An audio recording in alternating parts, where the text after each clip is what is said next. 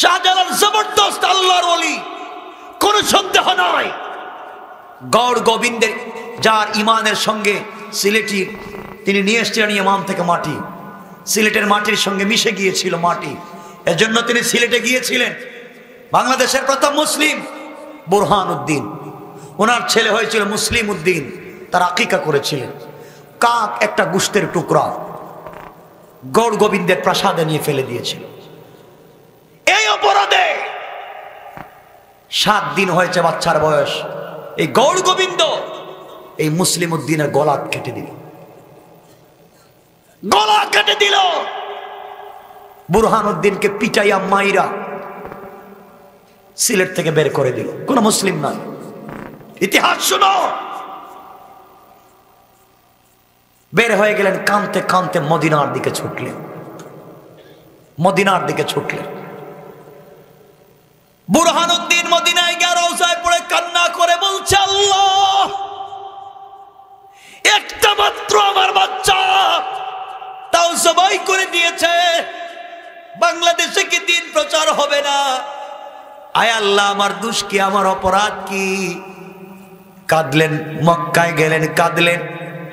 আল্লাহ রব্বুল ইজ্জত ওয়াল জালাল এদিকে ইয়েমেনে ঘোষণা করে দিলেন। আপনারা জানেন ইতিহাস, ইতিহাস বলবো না। এক পর্যায়ে মামা শাহজালাল মুজাররিদ ইয়ামানিকে বললেন, মাটি হাতে নাও, এই মাটি হাতে নাও, যেই দেশের মাটির সঙ্গে মাটিটা মিলে যাবে ওখানেই তুমি থাকবা, ওখানেই দিন প্রচার করবা। তোমাকে আমি তাসবিহ দিলাম, জায়নামাজ দিলাম। কোথাও যদি নদী পাও, নৌকা থাকবে না, জায়নামাজ বিছাইয়া দিবা। আল্লাহ রব্বুল ইজ্জতুল জালাল নামাজের জায়গা জায়নামাজটাকে নৌকা বানাইয়া দিবে।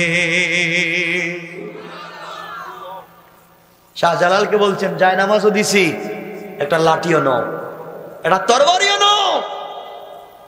এই জন্য সকল মুসলমানদের সাথে তরবারি থাকা সুন্নত। আগেকার উলামায়ে কেরাম, আগেকার বড় বড় উলামায়ে কেরাম এখনো তুরস্কে আছে, তুরস্কে জুমা পড়ান যারা খতিব, দাঁড়ান, যখন দাঁড়ান তখন লাঠি হাতে নিয়ে দাঁড়ান না, তরবারি হাতে নিয়ে তরবারিতে ভর দিয়ে দাঁড়ান। সকল সাহাবায়ে কেরাম জুমা পড়াতেন তরবারি হাতে নিয়ে। তোমরা সুন্নতকে ভুলে গিয়েছি আমরা, আজকে খানকায় বসে আছি কোরআন নিয়ে, আর জমিনের দিন নাই।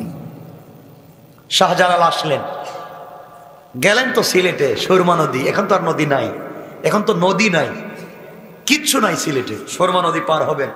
ওপারে গৌর গোবিন্দ যখন জানলো শাহজালাল এসেছেন, পাথর দিয়ে, বড় বড় পাথর দিয়ে ব্যারিকেড দিয়েছে, শহরে ঢুকতে পারবেন না। শাহজালালের ভিতরে ঈমান কার, বিশ্বাস কার? গিয়েছেন। শাহজালাল মুজাররিদ ইয়ামানির সঙ্গে 360 জন, এরা আউলিয়া তো ছিলেন না, তার সঙ্গী সাথী। রাস্তায় জায়গায় জায়গায় পাইছেন, হুজুর আমারে সাথে নিয়ে যান। আপনি কই যাইবেন? যাই তো সামনে, আমারে সাথে নিয়ে যান। হইতে হইতে হয়েছেন 360 জন। এর এই 360 জনের মধ্যে আছেন যারা ক্ষেত খামার করে খায়, গরিবও আছেন, শিল্পপতিও আছেন, শাহজাদা আছে, বাদশাহ আছে, সিপাহীও আছে, মীর নাসিরের মতো সিপাহ সালারও আছে। আল্লাহু আকবার বলেন। চললেন এক বিশাল বড় বহর নিয়ে, গেলেন, গিয়া দেখেন বিশাল পাহাড়, পাথরের সিলেট, ওপারে যাওয়া যাবে না। শাহজালাল জায়নামাজটা সুরমা নদীতে বিছায় দিলেন। আল্লাহ, ওপারেই তো মুসলিম উদ্দিন, ওপারেই তো তারে বুরহান উদ্দিন আর মুসলিম উদ্দিনটা মারা হয়েছে। আল্লাহ, আমি এপারে দিন প্রচার করতে চাই। বলছেন জায়নামাজ নদীতে বিছায়া দিয়েছেন, জায়নামাজ হয়ে গেছে নৌকা। আল্লাহু আকবার বললেন না? তার নাম তো ঈমান। বিশ্বাস হয় না আপনাদের? সাহাবায়ে কেরামের জিন্দেগিতে তেমন ঘটেছে। সাদ বিন আবি ওয়াক্কাস রাদিয়াল্লাহু তাআলা আনহু আরব বিশ্ব জয় করতে করতে আফ্রিকা মহাদেশের সাগরের পারে চলে গেলেন। সাদ বিন আবি ওয়াক্কাস রাসূলের জলিলুল কদর সাহাবী চলে গেলেন। সাথে 60,000 মুসলিম সৈন্য। মুসলমানদেরকে বলেন কি, এই পারে আফ্রিকা, এই পারে আরব, মধ্যখানে বিশাল সাগর, ইসলাম কি আরব বিশ্বে থাকবে? নাকি আফ্রিকার জঙ্গল ইসলামের পতাকা উড়বে? 60,000 সৈন্য বলছেন আমাদের সেনা প্রধান সাদ বিন আবি ওয়াক্কাস, আমরা রাসূলের সৈনিক, আমরা আল্লাহর সৈনিক। ইসলাম অপারে থাকতে পারে না, ইসলাম আফ্রিকার জঙ্গলেও যাবে। আল্লাহু আকবার বললেন। কেমনে যাইবা? বিশাল নদী, 60,000 সৈন্য। সাদ বিন আবি ওয়াক্কাস বলেন এপারে কেমনে যাইবা? সুরের ইতিহাস, শুধু মিষ্টি খাওয়ার ইতিহাস পড়ছেন, জিলাপি খাওয়ার ইতিহাস পড়ছেন। সাদ বিন আবি ওয়াক্কাস বললেন শোনো, আমি আল্লাহর রাসূলের মুখে শুনেছি আল্লাহর উপরে ভরসা করে যদি কোথাও বের হওয়া যায়, আল্লাহ বলেছেন তোমরা একা থাকো না, ওই জায়গায় স্বয়ং আমি আল্লাহ হাজির হয়ে যাই। এর প্রমাণ কোরআনে আছে। বলতে গেলে তো অনেক কথা, রাত্র গভীর হয়ে যাচ্ছে, আপনাদের কষ্ট হচ্ছে আমি দেখতেছি। আমার নবী যেদিন মক্কা থেকে হিজরত করে মদিনায় যান, গভীর রাত্রে আল্লাহ বললেন বন্ধু হিজরত শুরু করো। ঘুম থেকে উঠে বিশ্ব নবী বললেন আল্লাহ তাআলা আমি কেমনে যাই? আমার গোটা ঘর তো কাফেররা ব্যারিকেড দিয়ে রেখে দিয়েছে, ঘর থেকে বের হলে তীর ধনুক নেজাব বল্লভ দিয়ে আমাকে হত্যা করবে। আল্লাহ বললেন বন্ধুরে লা তাহজান, ভয় পাইও না, টেনশন কইরো না, ইন্নাল্লাহা মা'ানা, ভয় নাই, আমি আল্লাহ তোমার সাথে আছি। আল্লাহু আকবার। তো আসতে বললেন কেন ভাই? তোমাদেরকে সত্য ইতিহাসগুলো শোনাচ্ছি, শোনো। নবীজি বলেন আল্লাহ আমি জানি তুমি আছো, কিন্তু আমার ভয় এরপরেও হয়, ঘর থেকে বের হলে কাফেররা আমাকে মারবে। আল্লাহ বললেন বন্ধু আমার, বন্ধুর পরিচয় বিপদে, তোমাকে বিপদে ফেলে দিয়ে আমি আল্লাহ যাব না, ঘর থেকে বের তোমাকে করে আমি আরশে আজিমে থাকবো না, তুমি যখন হাঁটবে আমি আল্লাহ তোমার সামনে থাকবো। কোন সুবহানাল্লাহ। আল্লাহ এরপরও বুঝি না, আমি ঘর থেকে বের হলে কাফেররা আমাকে মারবে। আল্লাহ বলছেন বন্ধু তাহলে একটা কাজ করো, হাতের মধ্যে কিছু পাথর নো, পাথর বালি নো। আল্লাহ আমি তো মানুষ না, মানুষ তো এজন্য মানুষ সুলভ কিছু আচরণ হয়ে যায়। আল্লাহ বলছেন তাইলে কিছু পাথর হাতে নাও, কঙ্কর নো, বালি নাও, কাফেরদের উপরে নিক্ষেপ করো। আল্লাহ এটা কোন কথা বললেন আপনি? বালি কাফেরদের উপরে ফেলবো তো কি হইব? তুমি বালি মারলে ওদের চোখে পড়ে যাইব, ওরা তোমাকে ধরতে পারবে না। আল্লাহ আপনি এটা কি বললেন? নিক্ষেপ করলে তো একদিকে যায়, কই দিকে যায়? একদিকে না, কাফের কই দিকে? তো আল্লাহ আমি তো একদিকে মারবো, বাকি কাফেররা তো আমাকে ধৈর্য মাইরা ফেলাইবো, তাইলে তো আমি কেমনে ফালাই? আল্লাহ বলছেন বন্ধু টেনশন কইরো না, তোমার দায়িত্ব হচ্ছে নিক্ষেপ করা, আর আমার দায়িত্ব হচ্ছে সবার চুকে চুকে ফেলে দেওয়া। আরে আল্লাহু আকবার, জোরে বলেন আল্লাহু আকবার। কি ইমানের কথা বলছি, ইমান স্পিড দিচ্ছি যুবকদেরকে। নবীজি বলছেন আল্লাহ আমি মারতেছি। নবীজি পাথর নিক্ষেপ করলেন, ইতিহাস বলতেছি না, আমি শুধু বলবো আল্লাহর সাহায্য, আল্লাহ যে থাকেন সাথে। নবীজি পাথর মারলেন, ঘুম থেকে ওইটা সকল কাফেরদের চোখে পড়ে গেল। নবীজি চলে গেলেন মদিনায়। আল্লাহ একদিন বলছেন বন্ধু ওই যে তুমি মদিনায় গেলা, তুমি তো আমাকে বলো তো দেখি, কাফেরদের চোখে যে মারলা, একদিকে তো মারছো, সকল কাফেরদের চোখে কেমনে গেল? নবীজি বলছেন আল্লাহ আমি জানি না, আপনি বলে। আমার আল্লাহ জবাব দিলেন ওয়ামা রামাইতা ইদ রামাইতা ওয়ালাকিন্নাল্লাহা রামা। আল্লাহু আকবার। আল্লাহ বলছেন বন্ধু তুমি মনে করেছো তোমার হাত দিয়ে নিক্ষেপ করেছো, না না, তুমি মনে করেছো তোমার হাত আসলে মারার সময় তোমার হাত ছিল না, আমি আল্লাহর কুদরতের হাত হয়ে গিয়েছিল, আর আমি আল্লাহ আমার হাত দিয়া কাফেরদের চুকে চুকে ফেলে দিয়েছে। কোন সুবহানাল্লাহ। আল্লাহ। সাদ বিন আবি ওয়াক্কাস বলছেন আল্লাহ যদি নবীজিকে সাহায্য করতে পারেন তা আমাদেরকে পারবেন না কেন? সাথীরা বললেন তাইলে সাগরে আমরা কেমনে পার হই? নৌকা নাই, জাহাজ নাই, স্টিমার নাই, এত সরঞ্জাম, এত বস্তা, এত খাবার, এত উট, গুড়া, ছাগল, দুম্বা, এগুলো নিয়ে কেমনে যাই সাগর পার হইয়া? সাদ বিন আবি ওয়াক্কাস বললেন আল্লাহ আছেন, আল্লাহর নাম নিয়া। এতদিন গুড়া দৌড়াইছি জমিনের উপরে, গুড়া দৌড়িয়েছি মাটির উপরে, আর আজকে আল্লাহর উপরে ভরসা করে গুড়া দৌড়াবো পানির উপরে।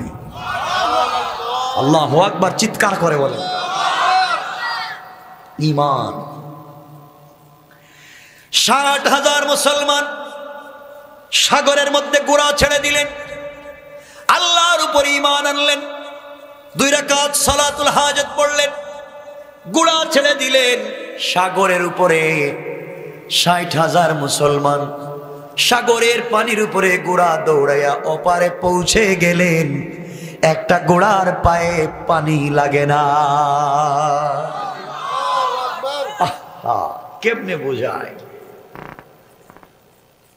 আমার বন্ধুগুলো পরে যাওয়ার পরে শোনো কেমনে আল্লাহর সাহায্য আসে। অপারে পৌঁছে যাওয়ার পরে আফ্রিকা মহাদেশে পৌঁছে গেলেন।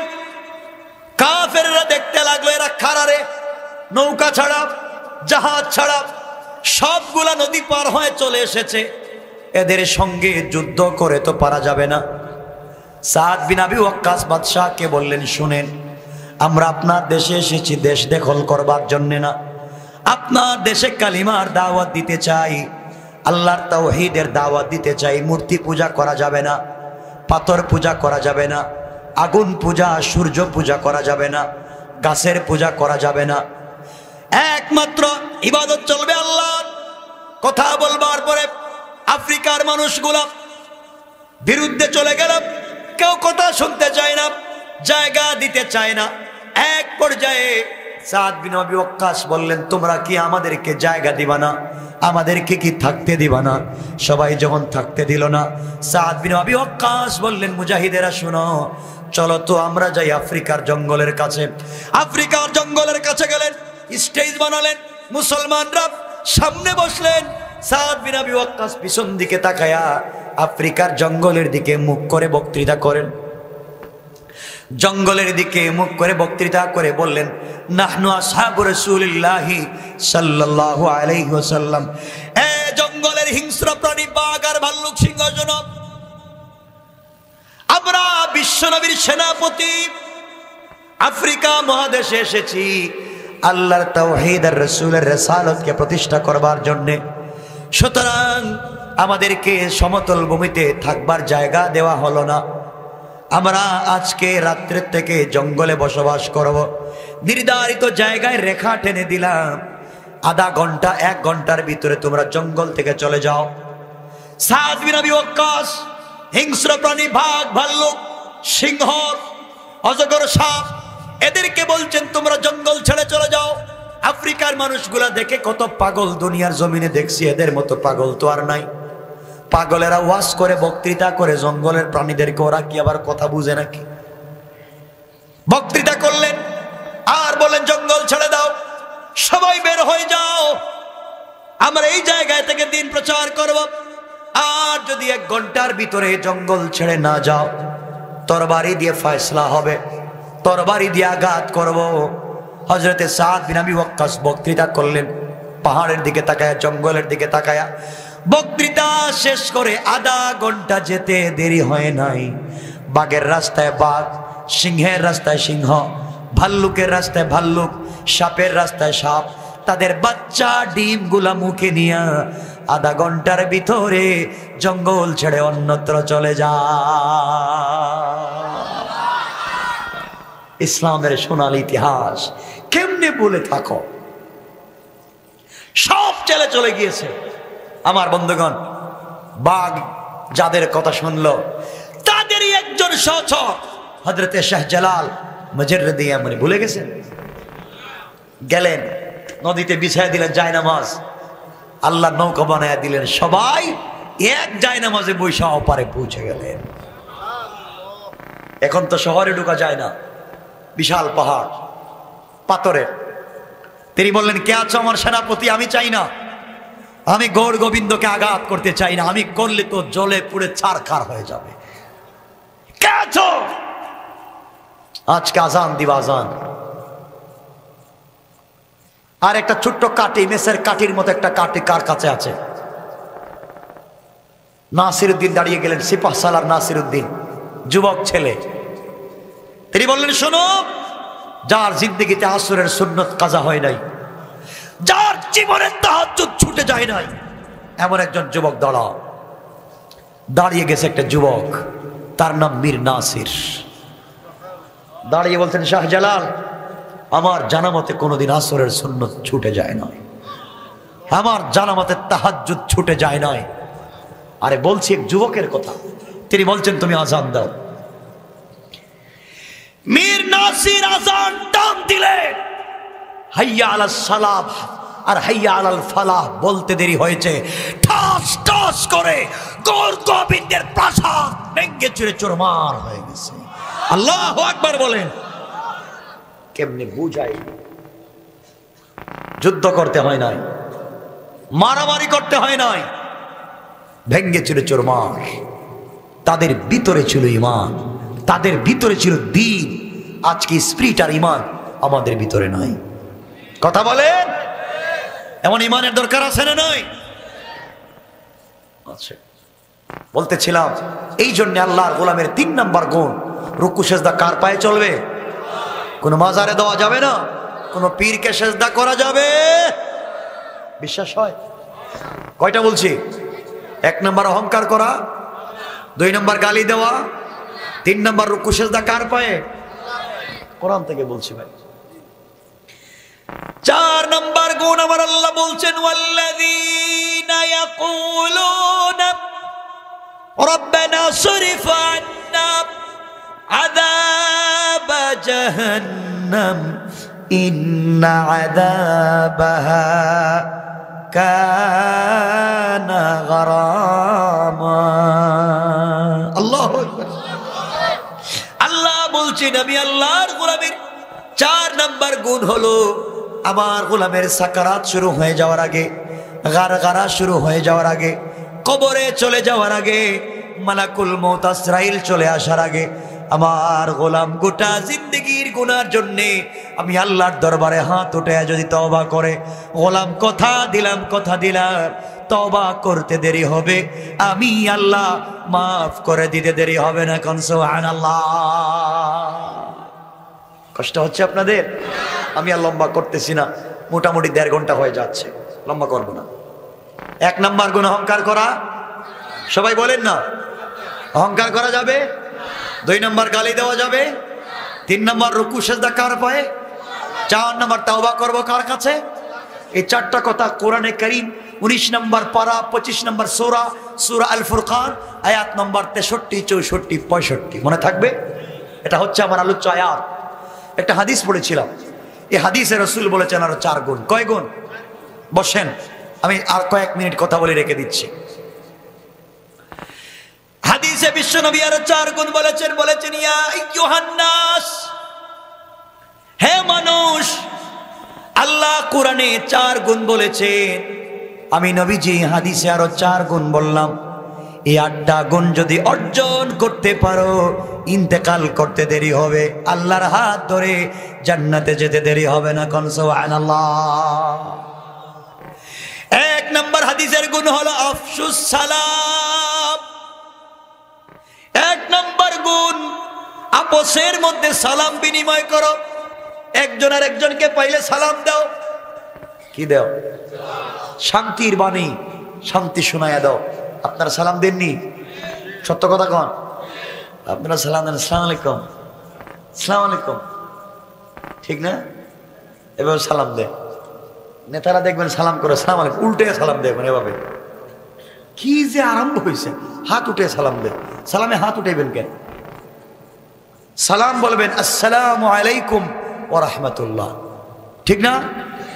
যুবক আছে অনেকে মা বাপকে সালাম দেয় না, মা বাপকে সালাম দেয় না, কিন্তু শ্বশুর বাড়ি গিয়ে শাশুড়ির কে আসসালামু আলাইকুম, কেমন আছেন আম্মা জান?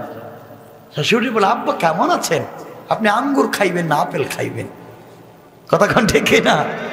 নিজের মাকে সালাম দিতে পারে না, নিজের বাপকে সালাম দিতে পারে না, শ্বশুর শাশুড়ি তার সব। কথা বলেন আছে না নাই? আমার কথা কষ্ট হচ্ছেন আপনারা? আর জীবনে দাওয়াত দিয়ে না, আর জীবনে দাওয়াত দিয়ে না। শুনেন তাহলে হাদিসের 1 নাম্বার গুণ সালাম, 1 নাম্বার। 2 নাম্বার নবীজি বলেছেন ওয়া তুইমুত তুআম, যার ঘরে খাবার নাই তার ঘরে খাবার দাও। আর যার ঘরে খাবার নাই তার ঘরে আমরা খাবার দিতে পারি না, যার ঘরে খাবার আছে তার ঘরে আমরা খাবার দেই। একজন লোক মারা গেছে, মান্নত করছে, গরু একটা জবাই করছে, বিরিয়ানি করে এলাকার সবাইকে খাওয়ায়। ঘরের ভিতরে যারা খায় তারা চেয়ারম্যান, মেম্বার, এলাকার লিডার, এদের ঘরের ভিতরে খায়। আর গরিব লোকগুলা রাস্তায় মাইর করে মরে। ঠিক কিনা বলেন? ধনী যারা এরা ঘরে খায়, গরিবেরা খাবার পায় না। মান্নত খাওয়াচ্ছেন ধনীদেরকে না? আরে শোনেন, একবার গরু জবাই করার কথা ছিল, করতে পারলেন না। চেয়ারম্যান আসছে, মেম্বার আসছে, এমপি সাহেব আসছে, বললেন মা মারা গেছিল, গরু জবাই করে আপনাদের খানোর কথা ছিল, সময় পাই নাই, আপনারা 500 টাকা করে নেন, দোকানে গিয়ে হোটেলে গিয়ে খাইয়েন। কেউ কি 500 টাকা নিব? এমপি সাহেব 500 টাকা দিলে নিব? মাইরও দিতে পারে। কেন? খাইতে পারেন তো টাকা নিতে পারেন না কেন? খাইতে পারেন, টাকা নিতে পারেন না কেন? সব হারাম। গরিবের হক গরিবকে দিবেন, পারবেন তো ইনশাআল্লাহ? 1 নাম্বার নবীজি বলেছেন আফশুস সালাম, সালাম দাও। 2 নাম্বার ওয়া তুইমুত তুআম। 3 নাম্বার নবীজি বলেছেন ওয়াসিলুল আরহাম, আত্মীয়তার বন্ধনকে ঠিক রাখো। আজকালকে আত্মীয়তার বন্ধন আসেনি, নাই। বিয়ের আগে দেখবেন অনেক ছেলে আছে বিদেশে থাকে, ঢাকা শহরে থাকে, চট্টগ্রামে থাকে, এলাকার অনেক ছেলে আছে, মায়ের খবর নেই, বাবার খবর নেই। বাবা কেমন আছেন? মা আপনি কেমন আছেন? সবার খবর নেই, ভাই বোনের খবর নেই। কিন্তু এই যুবক ছেলেটা যেই দিন বিয়ে করে, বিয়ের পরের দিন থেকে তার লাইফে তার বউ, তার শালি, তার শালা, তার শ্বশুর শাশুড়ি ছাড়া তার চৌকে আর কিছুই দেখে না। আছে না নাই? বিয়ের পরে এখন মা বাপরে দেখতে পারে না, জীবনে বহুত খাওয়াইছি, টাকা পয়সা শ্বশুর বাড়ি পাঠায় দেয়। আছে না? আর এমন একটা মেয়েরে বিয়া করে আনছে, ভাবি বিয়া করে আনছে, বিয়া করার পরে বউ যে বিয়ে করছে হ্যাঁ গেছে গা বিদেশে, ঢাকা শহরে তোমার চিটাগাঙ্গে ইনকাম করে টাকা, আর বউ জায়গা মসজিদের বড় হুজুরের কাছে। আর কেন যায় শুনেন না, গিয়া বলে হুজুর আমার একটা গরম তাবিজ দেন। গরম তাবিজ? বলে কেন? আমার স্বামী যা টাকা পয়সা ইনকাম করে সব যেন আমারে দেয়, সব আমারে দাও, ওর মা বাপকে যেন না দে, ওর বাড়িতে যেন টাকা না পাঠায়, যা আছে খালি আমারে দেও। এমন একটা গরম তাবিজ দেন। এটা একবারে মিথ্যা কথা কইছি না সত্য? ইমাম সাহেব গরম তাবিজ, তাহলে 1000 টাকা বেশি দেয়া লাগবে। 1000 বেশি দিলাম, গরম দেন না। দিতেছি। কেমন গরম? দিলে কাজ হয়ে যাব। কেমন গরম? 2টা তাবিজ বালিশের ভিতরে, 2টা কম্বলের ভিতরে, 2টা পালঙ্কের নিচে, 2টা চুলার মধ্যে লাগাইয়া জ্বালাইবেন তো এর কলিজার ভিতরে জ্বলবো। আর 2টা তাবিজ ভিজাইয়া পানি খাওয়াইবেন। মিথ্যা বলতেছি? আর আরো 2টা তাবিজ দিবেন, যে তাবিজ লেখছে তার কপালে ঠাডা পড়বার জন্য। তোর তাবিজ লিখতে কইছে কেডা? কথা কন না কেন? তোর তাবিজ লিখতে কইছে কে? আজকে এমন তাবিজ দে বাবা ছেলে ঝগড়া লেগে যায়, পরিবারে ভাই ভাই মিল নাই তাবিজ দিয়া। আছে না নাই? আরেক বেচারা তার মেয়েরে বিয়া দিতে চায় না, মাও রাজি না, বাবাও রাজি না, মেয়েও রাজি না। যুবক গেছে গে ইমাম সাহেবের কাছে, 500 টাকা বেশি, 5000 টাকা বেশি দিব, এই যে আমার গার্লফ্রেন্ড বিয়েতে রাজি না, একটা তাবিজ দিন, ওর মা শুদ্ধ যেন চললায়। মিথ্যা বলতেছি? কেন করেন এগুলা? এগুলা হারাম কাজ না হালাল? হারাম। এগুলো করবেন না। আপনারা কষ্ট পাচ্ছেন মনে হয়? 12টা হয়ে যাচ্ছে, আমিও রেখা দিতেছি, আমি লম্বা করবো না। তাইলে আত্মীয়তার বন্ধন ঠিক রাখবেন। আত্মীয়তার বন্ধন কেমনে ঠিক রাখবেন? বাবা তার ছেলেকে সম্পত্তি দেয়, মেয়েকে দেয় না। আছে না এলাকায়? ছেলেকে দেয়, মেয়েরে দেয় না। অনেক ভাই আছেন বোনের সম্পত্তি দেন, আছে না নাই? কেন বোনের সম্পত্তি দেন না কেন? বোনের সম্পত্তি দেন না কেন? এলাকায় খবর নিয়ে দেখেন কত বোন সম্পত্তি পায় না, বাবার সম্পদ পায় না। তুমি যেমন বাবার ছেলে, সে তো তার বাবার মেয়ে, সম্পত্তি দেও না কেন? এজন্য সম্পত্তি বুঝাইয়া দিবেন হাজি সাহেব। খবর কবরে গেলে খবর আছে, পারবেন না ইনশাল্লাহ? আজকালকে ভাই আছে, বাবা আছে, বোনের সম্পদ দেয় না, মেয়ের সম্পদ দেয় না। এই বাপও জাহান্নামী, এই মাও জাহান্নামী, এই ভাইও জাহান্নামী। ঠিক কিনা বলেন? 3 নম্বর, আত্মীয়তার বন্ধন ঠিক রাখবেন।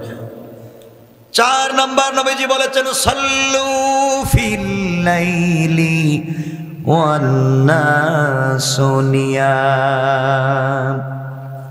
গোলাম রাত্র যখন গভীর হয়ে যায়, আকাশের ফেরেশতারা যখন নিস্তব্ধ হয়ে যায়, জমিনের পাখিগুলা বাসায় ঘুমিয়ে যায়, মা তার মেয়েকে জড়াইয়া ঘুমায়, বাবা তার ছেলেকে জড়াইয়া ঘুমায়, ভাই তার ভাইকে জড়াইয়া ঘুমায়, বোন তার বোনকে জড়াইয়া ঘুমায়, স্বামী তার স্ত্রীকে জড়াইয়া ঘুমায়, পাখিগুলা বাসায় ঘুমিয়ে যায়। গোটা দুনিয়া যখন পিনপতন নীরবতায় ছেয়ে যায়, গোলাম ঘুম থেকে উঠে তাহাজ্জুদের সিজদায় পড়ে আমি আল্লাহকে যদি ডাক দিতে পারিস গোলাম, আমি আল্লাহ কথা দিলাম, ফাদাখালাল জান্নাতা বিসালাম, ইন্তেকাল করতে দেরি হবে, আমার হাত ধরে ধরে দারুস সালাম নামক জান্নাতে যেতে দেরি হবে না।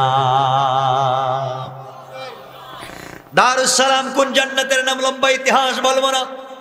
দারুস সালাম তো ওই জান্নাতের নাম যেই জান্নাতে জান্নাতীরা বসে থাকবে।